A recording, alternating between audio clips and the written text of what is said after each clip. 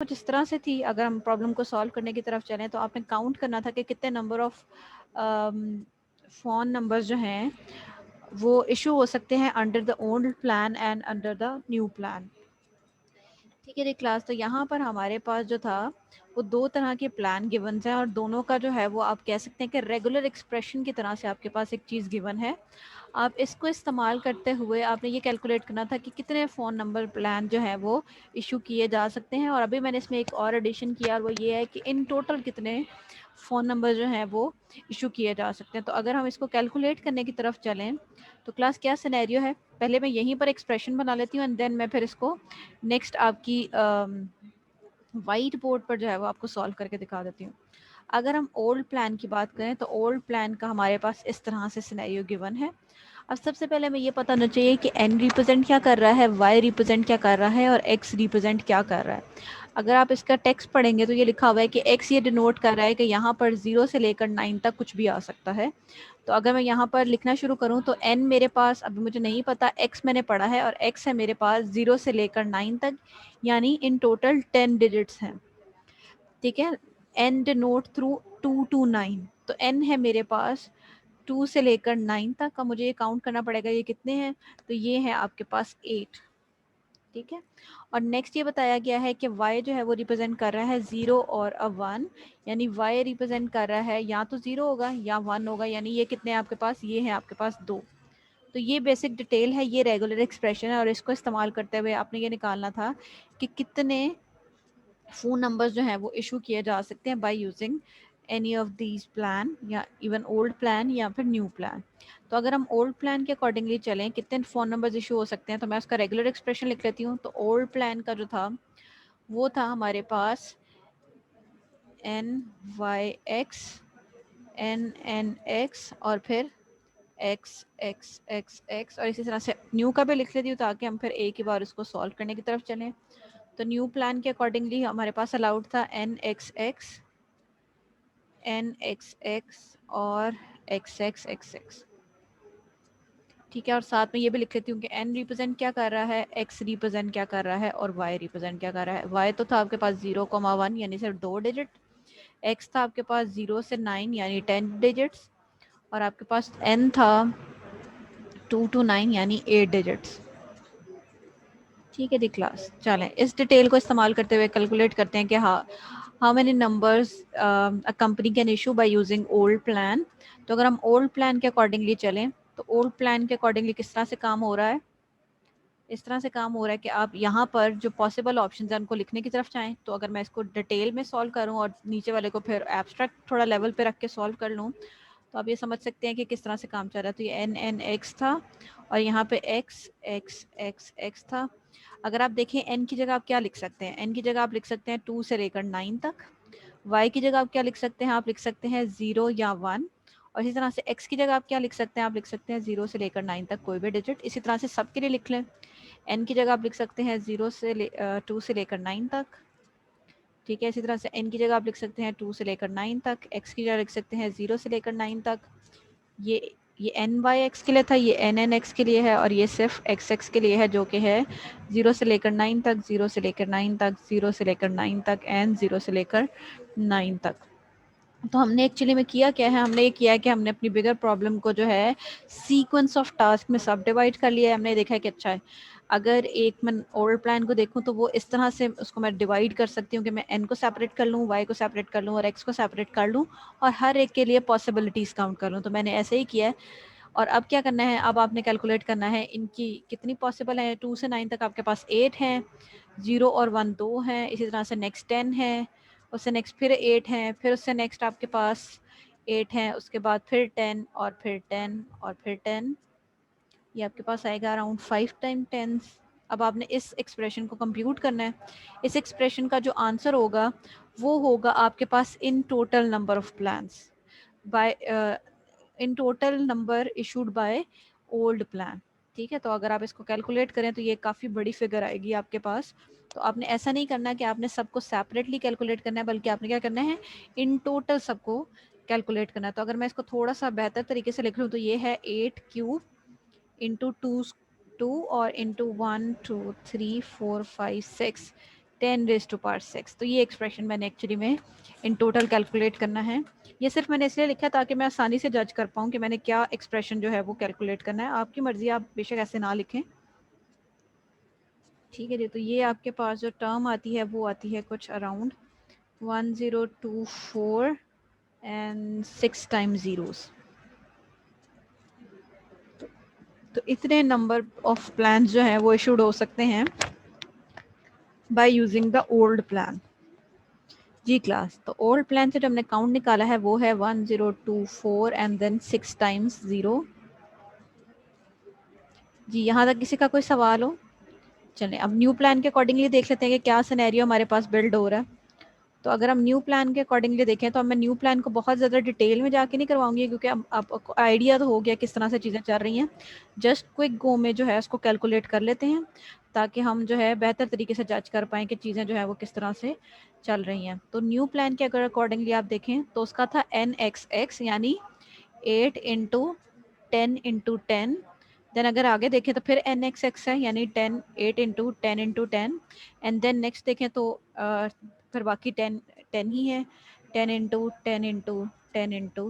और यहाँ पर आपके पास ऑब्वियसली माइनस सिंबल नहीं आएगा, यहाँ पर भी वही मल्टीप्लिकेशन सिंबल आएगा क्योंकि वो मल्टीप्लाई हो रहा है। जस्ट मैंने इसलिए ये साइन लगाया था ताकि आप थोड़ा सा बेहतर तरीके से जज कर सकें कि यहाँ पे जो है वो एक गैप है, ठीक है। तो अगर आप ये कैलकुलेट करें तो ये बन जाएगा 8 स्क्वायर इंटू 10⁻1 2 3 4 5 6 7 8। तो ये एक्सप्रेशन का जो आंसर आएगा उतने न्यू प्लान के अकॉर्डिंगली नंबर्स जो है वो इशू हो सकते हैं। तो इट्स लाइक 8 स्क्वायर इंटू 10⁻8। तो ये काफ़ी बड़ी फिगर होगी, obviously more than the old plan. तो ये है आपके पास 3 एंड 1 2 3 4 5, ठीक है। तो कुछ इस तरह से फिगर है। अगर मैं इसको कॉमा तो मैंने ऑब्वियसली गलत ऑर्डर में लगाए हैं, लेकिन just for the sake of example ये इस तरह से आपका फिगर है,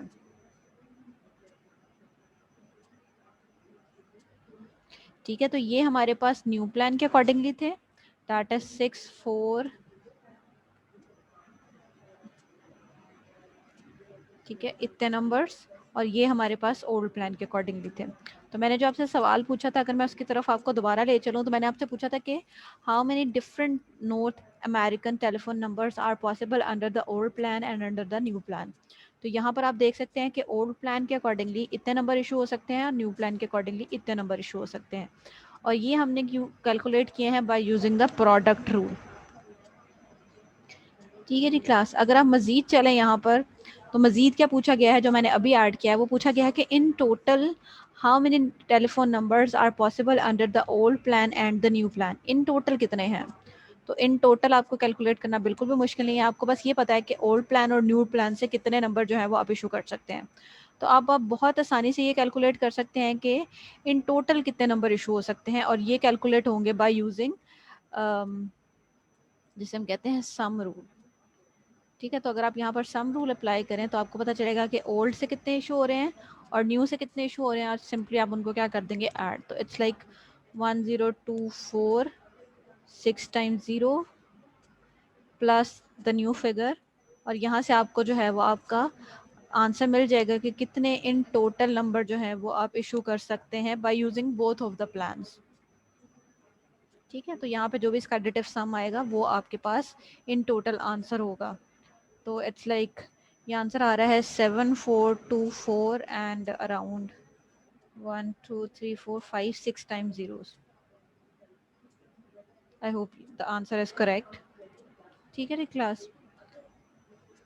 तो इस तरह से आप चीज़ों को कैलकुलेट कर सकते हैं। जी, यहाँ तक अगर कोई भी सवाल है तो आप पूछ लें, और अगर कोई सवाल नहीं है तो फिर हम नेक्स्ट मूव करते हैं। तो यहाँ तक जो हम चीज़ें पढ़ चुके हैं, अगर मैं आपको क्विक रीकैप दूँ तो हमने ये देखा है कि हम प्रोडक्ट रूल होता है, हम काउंटिंग सीख रहे हैं।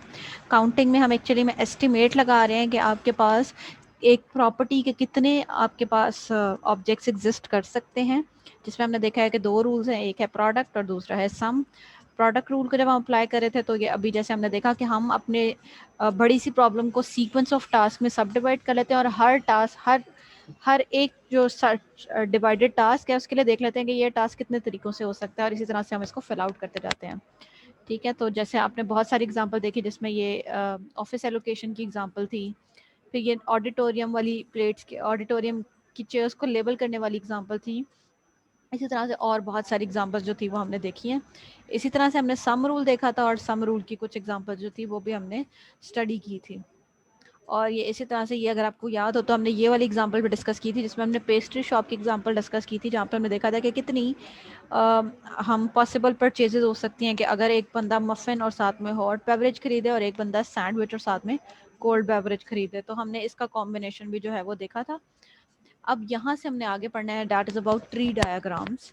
जी क्लास, यहाँ तक अगर आपका कोई भी काउंटिंग में हेल्प करती है। ट्री होता है कि आपके पास इस तरह से आपके पास एक स्ट्रक्चर होता है, सबसे ऊपर आपका रूट होता है, फिर आपके पास नोड्स होते हैं, आपके पास ब्रांचेस होती हैं, और सबसे लोअर मोस्ट जो आपके नोड्स होते हैं ये लीव नोड्स कहलाते हैं। ठीक है, और ये आपको हेल्प आउट कर रहा है काउंट करने में पॉसिबल आउटकम्स।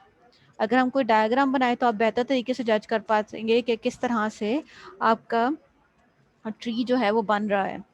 तो लेट्स से हम एक ट्री डायग्राम बनाते हैं with 3 nodes to better understand it quickly कि आप कैसे एक बिट, आपने क्या करना है, आपने बिट स्ट्रिंग्स काउंट करनी है of length 3, do not have consecutive ones. यानी आपने ये काउंट करना है कि कितनी बिट स्ट्रिंग्स ऐसी एग्जिस्ट करती हैं जिनमें ऐसे कंसेक्टिव वन नहीं आ रहा। ठीक है, ये वाली चीज़ अलाउड है, ये वाली चीज़ अलाउड नहीं है। कि ये अलाउड है, ये अलाउड नहीं है। तो आपने इनको निकाल के बाकी सब काउंट करना है। अब बाय यूजिंग ट्री हम कैसे काउंट कर सकते हैं इसको आपने अभी देखना है। तो अब अगर हम बिट स्ट्रिंग की बात करें तो आपको पता है क्या है, बाइनरी स्ट्रिंग है, या तो 1 आ सकता है या 0 आ सकता है। तो इसी तरह से अब जब हम ट्री बनाएंगे तो रूट पे कुछ नहीं लिखेंगे, इसका एक नोड जो होगा वो आपके पास 0 होगा और दूसरा नोड होगा आपके पास 1। ठीक है, इससे नेक्स्ट अगर हम देखें तो चूंकि हमने 3 तक बनाना है तो ये इसके 3 लेवल्स तक आपने जाना है। अब क्या कर सकते हैं, आप 0 के मजीद आगे जो है वो आप नोड्स बनाएंगे। तो 0 से आगे मजीद क्या आ सकता है, 0 से आगे 0 आ सकता है और 0 से आगे 1 भी आ सकता है। ठीक है, 1 से आगे क्या आ सकता है, 1 से आगे सिर्फ 0 आ सकता है, क्योंकि अगर आप 1 लगाएंगे तो वो कंसेक्टिव वंस आ जाएंगे, तो वो चीज़ अलाउड नहीं है। ठीक है, मैं एक बार बना लूँ फिर आपको दोबारा से समझाती हूँ कि ऐसा ट्री मैं क्यों बना रही हूँ। अगेन अगर मैं 0 के नीचे देखूं तो मेरे 0 के नीचे दोनों नोड्स आ सकते हैं, 0 और 1 वाला, क्योंकि मेरे पास 0 के साथ कोई रिस्ट्रिक्शन अटैच नहीं है। लेकिन अगर मैं 1 के साथ देखूं तो मेरे पास 1 के साथ कंसेक्टिव 1 नहीं आ सकता, यानी 1 का सिर्फ मैं एक ही चाइल्ड बना सकती हूँ जो कि क्या है, 0। इसी तरह से 0 है, 0 के नीचे मेरे दोनों चाइल्ड आ सकते हैं, 0 और 1। अब अगर मैं ये देखना चाहूँ कि कितने पॉसिबल स्ट्रिंग्स हैं जो कि जिनमें कंसेक्टिव वंस नहीं आ रहे, तो वो आप देख सकते हैं वो कौन कौन से हैं। वो है 0 0 0, ये मैंने इस तरह से काउंट करना शुरू किया, फिर 0 0 1 0 0 1, आगे देखें 0 1 0, ठीक है, आगे देखें 1 0 0 और फिर 1 0 1। तो अगर आप यहाँ पर देखें तो ये सारे ऐसे हैं जिनके अंदर कंसेक्टिव वन नहीं आ रहा, और साथ में ही इनका काउंट क्या है, इनका काउंट है 5। तो कितने एग्जिस्ट करते हैं, ये एग्जिस्ट करते हैं 5। अगर मैं आपको थोड़ा सा बेहतर इसको समझाने की कोशिश करूं तो अगर आप 3 डिजिट्स के लिए अगर सभी लिख लें, सारी ऑल पॉसिबल बिट स्ट्रिंग्स लिखते हैं, तो आपके पास ये होती हैं, पहले 4 zeros, then 4 ones, then 0 0 1 1, then 0 0 1 1, and then 0 1 0 1 0 1 0 and 1। ये आपके पास ऑल पॉसिबल बिट स्ट्रिंग्स हैं ऑफ लेंथ 3। ठीक है, अगर आप देखें तो ये वाली बिट स्ट्रिंग आपके पास नहीं अलाउड, ना ही ये दोनों अलाउड हैं। ठीक है, इन टोटल ये 8 हैं और इसमें से 3 अलाउड नहीं है। क्या काउंट होना चाहिए, 5। तो अगर आप देखें इस तरीके से भी हमने ट्री से भी वही 5 ही काउंट निकाला है, और सिर्फ यही वाली जो मैंने हाईलाइट किया है ये इनके अंदर मौजूद नहीं है। इसके अलावा बाकी सभी हैं, ये देखें 0 0 0 भी है यहाँ पर आपके पास, 0 0 1 भी है ये आपके पास, देन 0 1 0 है आपके पास यहाँ पर, देन इसी तरह से 100 and 101 ये मौजूद है, और ये तीनों मौजूद नहीं है। तो आपने देखा हमने क्या किया, हमने ट्री बना के एक्चुअली में कैलकुलेट करना सीखा है कि कितनी पॉसिबिलिटीज हो सकती हैं एक चीज की। ठीक है जी क्लास, तो अब मैं थोड़ा सा मजीद आपको रिकॉल कराती हूँ कि क्या क्या चीज़ें मैंने आपको अभी तक बताई हैं, ताकि आप बेहतर तरीके से जो है वो समझ सकें कि एक्चुअली में हो क्या रहा है। ठीक है बेटा फहद, आपका सवाल मैंने पढ़ लिया है, मैं उसी तरफ जा रही हूँ। तो अगर आप यहाँ पर देखें तो हमने पढ़ा है कि एक कॉन्सेप्ट कहलाता है ट्री का। ट्री क्या होता है आपके पास, इस तरह से एक फिगर होती है जिसमें सबसे ऊपर होता है आपके पास रूट। जैसे अगर मैं यहाँ पे कहूँ तो ये मेरे पास जो है, ये मेरे पास मेरा रूट नोड है, ठीक है।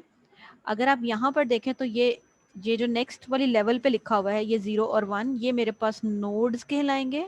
ये भी नोड्स हैं, ये वाली लाइन में भी सारे नोड्स मौजूद हैं, ठीक है। और ये सबसे एंड लेवल पे नोड्स हैं, तो ये मेरे पास कहलाएंगे लीव नोड्स, ठीक है। और अगर मैं ये देखूं कि इनके दरमियान में जो लाइंस मौजूद हैं, ये कहलाती हैं आपके पास ब्रांचेस, ठीक है। जैसे ट्री की ब्रांचेस होती हैं, इस तरह से यहाँ पर भी ये चीज़ ब्रांचेस ही कहलाएंगी। अब अगर आपने ये काउंट करना है कि कितनी पॉसिबल आउटकम्स हैं, तो आप सिर्फ और सिर्फ लीव नोड्स काउंट करेंगे, ठीक है। लीव नोड्स के आगे मजीद कोई भी चाइल्ड्स नहीं होते, ठीक है। अगर ये रूट नोड के लाएगा तो ये इसके चाइल्ड नोड्स हैं, इसी तरह से अगर ये पेरेंट है तो ये इसके चाइल्ड्स हैं, तो इस तरह से हायरार्की बनी हुई है। अगर हम इस वाली प्रॉब्लम को विद 4 के साथ दोबारा देखने की तरफ चलें और इस प्रॉब्लम को हम थोड़ा सा रिवाइज कर लें, तो मेरे ख्याल से आप बेहतर तरीके से समझ पाएंगे कि ये ट्री कैसे बन रहा है। तो मैं आपको बना के दिखाने वाली हूँ आपके सामने। हम ये बना रहे हैं कि 4 लेंथ 4 के साथ बिट स्ट्रिंग्स ऑफ लेंथ 4, ठीक है जी।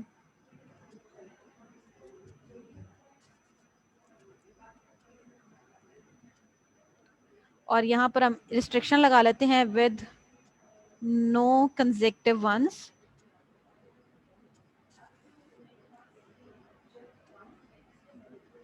एंड जीरोस, ठीक है। तो हमने दोनों पे रिस्ट्रिक्शन अब इम्पोज कर लिया है, ना ही कंसेक्टिव वंस आ सकते हैं और ना ही कंसेक्टिव जीरोस आ सकते हैं। अब ये ट्री कैसे बनेगा और इसकी आउटपुट के अंदर कितने नंबर ऑफ बिट स्ट्रिंग्स होंगे, हम ये काउंट करने वाले हैं, ठीक है। तो अगर हम यहाँ देखना शुरू करें तो सबसे पहले आपका रूट नोड आ जाएगा और उसके बाद आपके पास दो पॉसिबल ऑप्शन है, 0 और 1। तो यहाँ पे हमारे पास कोई रिस्ट्रिक्शन नहीं है क्योंकि ये लेवल 1 है। अब अगर हम नेक्स्ट चलें तो अब क्या आना चाहिए, 0 के बाद 0 नहीं आ सकता, इसका मतलब है कि 0 का सिर्फ एक ही चाइल्ड आएगा जो होगा 1, और 1 के बाद 1 नहीं आ सकता क्योंकि अगर 1 आ जाएगा तो कंसेक्टिव 1 वाली चीज़ आ जाएगी, तो 1 के बाद सिर्फ 0 आ सकता है, ठीक है। इसी तरह से इस 1 के बाद सिर्फ 0 आ सकता है और इस 0 के बाद सिर्फ और सिर्फ 1 आ सकता है।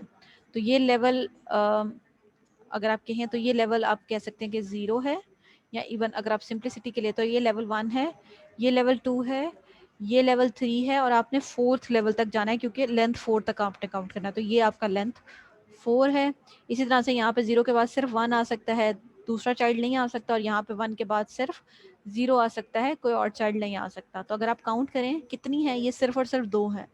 तो अगर आप देखें तो ये है 0101 वाली और दूसरी है 1010 वाली। अगर आप इसकी भी ऑल पॉसिबल बिट स्ट्रिंग्स लिखेंगे तो आप देखेंगे कि सिर्फ और सिर्फ यही हैं जिनमें ना तो कंसेक्टिव 1 आ रहा है और ना ही कंसेक्टिव 0 आ रहा है। आपके पास कंसेक्टिव जीरोस आ रहे हैं, ये चीज़ अलाउड नहीं है। यहाँ पर भी कंसेक्टिव 0 आ रहे हैं, चाहे इसको ले लें चाहे इसको ले लें, ये भी अलाउड नहीं है। यहाँ पर भी कंसेक्टिव 0 आ रहे हैं, ये भी अलाउड नहीं है। यहाँ पे कंसेक्टिव 1 और कंसेक्टिव 0 दोनों आ रहे हैं, ये भी अलाउड नहीं है। इसमें अगर आप देखें तो कंसेक्टिव 0 आ रहे हैं, ये भी अलाउड नहीं है। ये अलाउड है क्योंकि ना तो कंसेक्टिव 0 और ना ही कंसेक्टिव 1 है। ये अलाउड नहीं है, कंसेक्टिव 1 है। ये अलाउड नहीं है, कंसेक्टिव 1 है, ठीक है। ये अलाउड नहीं है, कंसेक्टिव जीरोस हैं। ये भी अलाउड नहीं है, कंसेक्टिव जीरोस हैं। ये अलाउड है, ठीक है। ना तो कंसेक्टिव 1 है ना ही कंसेक्टिव 0 है। कंसेक्टिव 1, कंसेक्टिव 0 और इवन 1, कंसेक्टिव 1, कंसेक्टिव 1, ठीक है। और इसी तरह से कंसेक्टिव 1। तो अगर आप देखें, आपने जब ट्री डायग्राम बनाई थी तो एक्चुअली में यही दो ही जो थे वहाँ पे नोड्स के तो फॉर्म में बने हैं आपके पास, ठीक है। तो आप इवन सिंपली ट्री को इस्तेमाल करते हुए काउंट कर सकते हैं।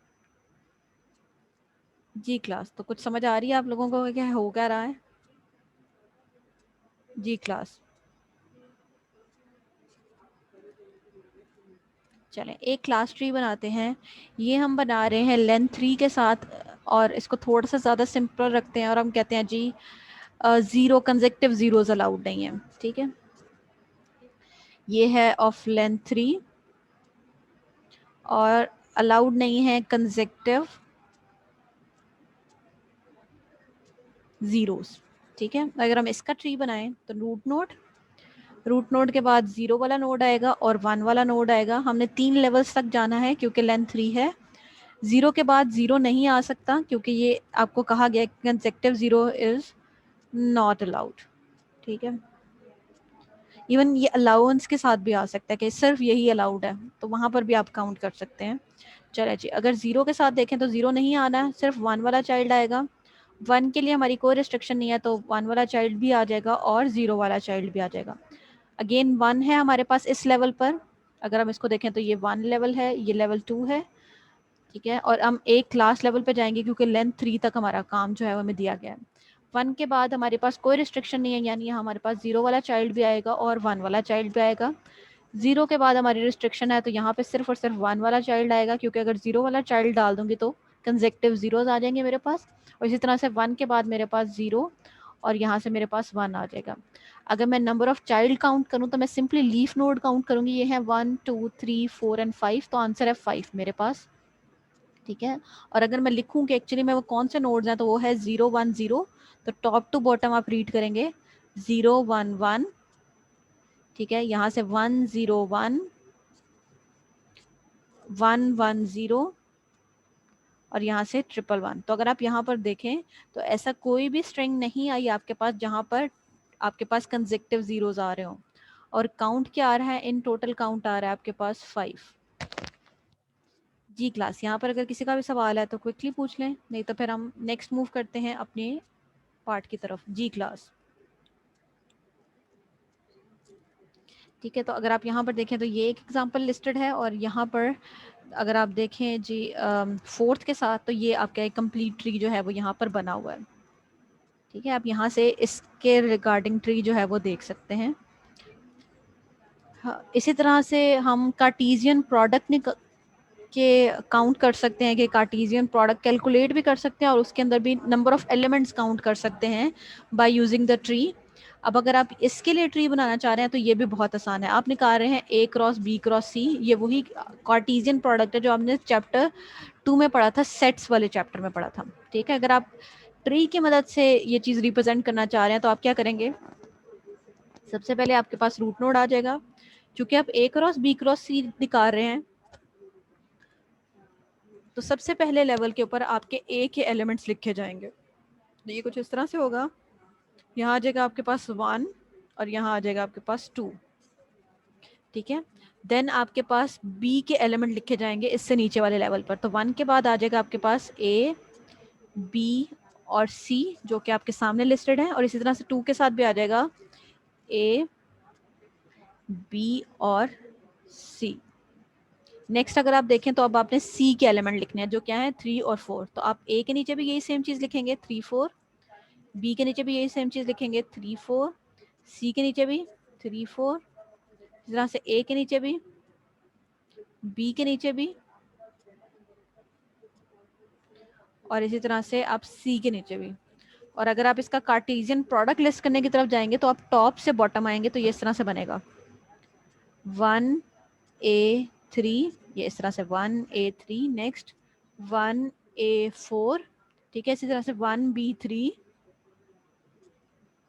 1 B 4, और आप बाकी सब भी जो हैं आगे वाले सारे लिस्ट कर सकते हैं, जिसमें आएगा 1 C 3, 1 C 4, 2 C 3, 2 C 4, 2 B 3, 2 B 4 और 2 C 3, 2 C 4।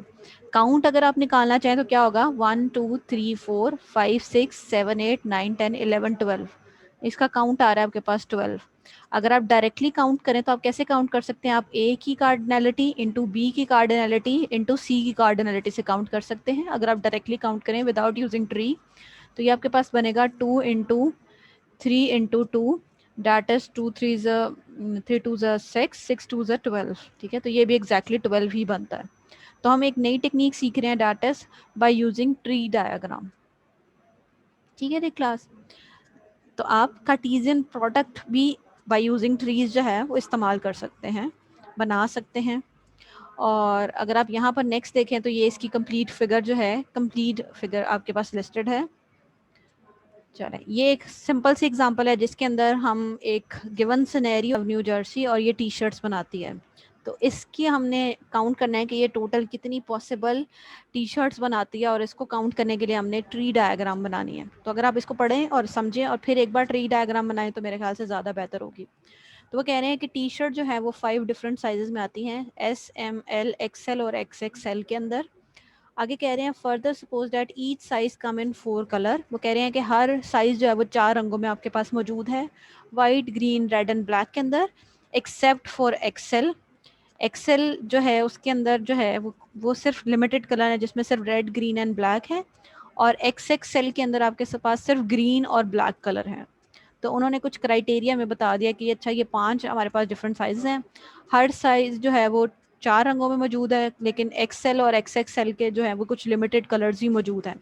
तो वो कह रहे हैं कि how many different shirt does a souvenir shop have to stock to at least one of each available size and colour of the T shirt. वो कहते हैं जी अगर ये एक souvenir शॉप ने इसको अपने पास स्टॉक करना है और वे चाहते हैं कि हर साइज और हर कलर की एक टी शर्ट उनके पास मौजूद हो, तो कितनी टी शर्ट्स उनके पास इन टोटल मौजूद होंगी। तो इसके लिए हम ट्री डायग्राम बना रहे हैं। तो अगर आप देखें तो एक कंपनी है और उसके पास आपके पास जो है उसके पास 5 साइज हैं। तो ये मैंने मैंने वो 5 साइजेस ड्रॉ करने की तरफ गई हूँ। मेरे पास S है, मेरे पास M है, L है, XL है और इसी तरह से XXL है। ठीक है, अब मैं ये देखूँ S मेरे पास कौन कौन से कलर में है। तो मेरे पास रेड कलर में है, मेरे पास ग्रीन कलर में है, मेरे पास ब्लैक कलर में है और वाइट कलर में है। ठीक है, तो मैं अब ये इसके शॉर्ट फॉर्म में लगा लेती हूँ। W है, R है, G है और B है। ठीक है, S मेरे पास ये चारों में मौजूद है, M भी मेरे पास ये चारों में मौजूद है, W, R, G और B के अंदर। ठीक है, अब मैं L देखूं तो L भी मेरे पास इन चारों शेड्स में मौजूद है, W, R, G और B में।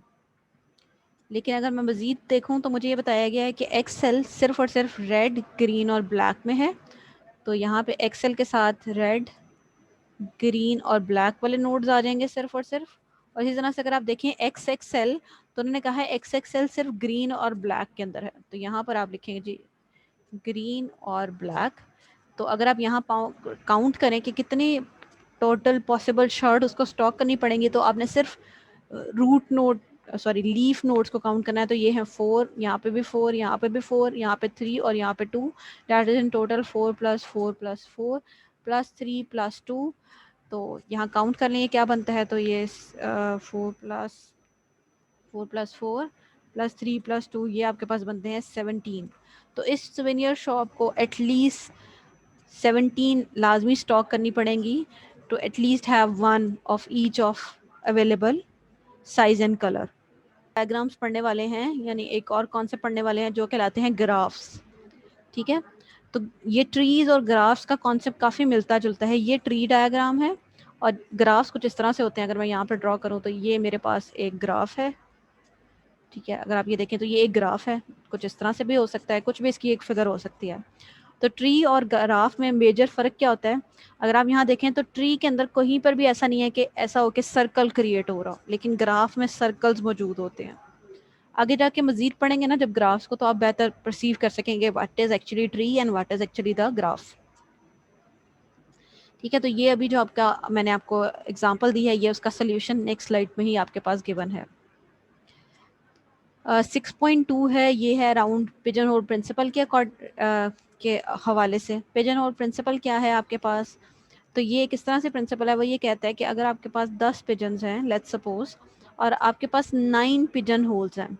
ठीक है, इसका मतलब है कि अगर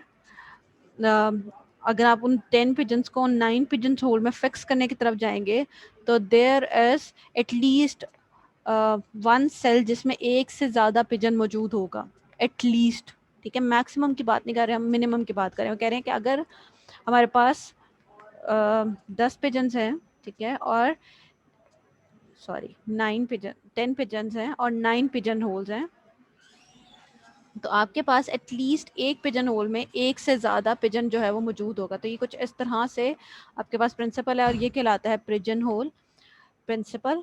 तो अगर आप इसको थोड़ा सा मैथमेटिकली चीज़ों के अंदर देखना शुरू करें, तो ये कह रहे हैं कि अगर आपके पास लेट्स से n बॉल्स हैं, ठीक है, और k बॉक्सेस हैं, ठीक है, आपके पास बॉल्स का काउंट ज़्यादा है आपके बॉक्सेस के काउंट से। तो आप यूँ समझे कि लेट्स से आपके पास क्या है जी, आपके पास 3 बॉल्स हैं, ठीक है, और 2 बॉक्सेस हैं। तो यहाँ से आप आसानी से रिसीव कर सकते हैं कि एटलीस्ट अगर आपने इन 3 बॉल्स को इस बॉक्स में फिक्स करना है तो एटलीस्ट एक बॉक्स के अंदर 2 बॉल्स तो लाजमी होंगी, तभी ये 3 बॉल्स इसके अंदर फिट इन हो सकती हैं। ठीक है, तो ये पिजनहोल प्रिंसिपल अगर आप जर्नलाइज्ड फॉर्म में देखें तो ये कहता है कि अगर आपके पास के पॉजिटिव इंटीजर्स हैं और k+1 ऑब्जेक्ट्स हैं और आपने k बॉक्सेस के अंदर उनको प्लेस करना है, यानी k+1 ऑब्जेक्ट्स को k बॉक्सेस के अंदर प्लेस करना है, ऑब्जेक्ट ज़्यादा हैं और बॉक्सेस कम हैं, तो इसका मतलब है कि एटलीस्ट एक के अंदर एक से ज़्यादा आपके पास एलिमेंट्स आ रहे होंगे, ऑब्जेक्ट्स आ रहे होंगे एक बॉक्स के अंदर। ये आपको इस तरह से हेल्प आउट कर सकते हैं जब आप ये परसीव करने की तरफ जाएं कि अच्छा लेट्स से अगर आपके पास 366 पीपल्स हैं और आपने ये देखना है कि कितने लोगों की बर्थडे एटलीस्ट सेम डे पर आएगी, तो आप कहेंगे कि जी अच्छा यहाँ पर अगर आप देखें तो 366 डेज हैं, पीपल हैं, और 365 आपके पास एक ईयर के अंदर दिन होते हैं। तो आप यहाँ पे कह सकते हैं कि अच्छा इसका मतलब है कि इनमें से किसी भी 2 लोगों की बर्थडे एक ही दिन पे आ रही होगी। ठीक है, तो आप यहाँ से ये परसीव कर सकते हैं कि चूंकि 365 डेज होते हैं नॉर्मली इन ईयर में और 366 पीपल हैं, तो इसका मतलब है कि मिनिमम 2 लोगों की बर्थडे एक दिन पे लाजमी आएगी। ठीक है, इसी तरह से अगर आप यहाँ पे एक और एग्जांपल देखें तो यहाँ लिखा हुआ है अगर आपके पास 27 इंग्लिश के वर्ड्स लिखे हुए हैं, ठीक है, तो आपके पास ये आपको आप यहाँ से परसीव कर सकते हैं कि एटलीस्ट 2 वर्ड जो हैं वो सेम करेक्टर से स्टार्ट हो रहे होंगे, क्योंकि आपके पास लेटर काउंट जो है वो 26 है और आपने जितने वर्ड्स लिखे हुए हैं वो कितने हैं, वो हैं आपके पास 27। तो इसका मतलब है कि एक वर्ड जो है वो मतलब किसी भी 2 मिनिमम वर्ड्स का सेम स्टार्ट होगा सेम लेटर से। ठीक है, तो हम लीस्ट काउंट दे रहे हैं, मैक्स काउंट नहीं दे रहे। ठीक है, लीस्ट काउंट किसी भी चीज़ का दिया जा सकता है। तो आप अगर आपसे सिंपली ये पूछ लिया जाए, जैसे अगर मैं इसको लिमिट कर दूं, मैं कहूँ कि चले अगर इस एग्जांपल को मैं दोबारा देख लूं तो मुझे क्या कहा जा रहा है, मुझे ये कहा जा रहा है कि अगर मेरे पास अगर थोड़ा सा इसको थोड़ा सा चेंज करूं तो मैं कहती हूँ लेट्स से मेरे पास 380 पीपल्स हैं। ठीक है, अब मुझे बताएं कितने मिनिमम लोगों की बर्थडे जो है वो सेम डे पर आएगी।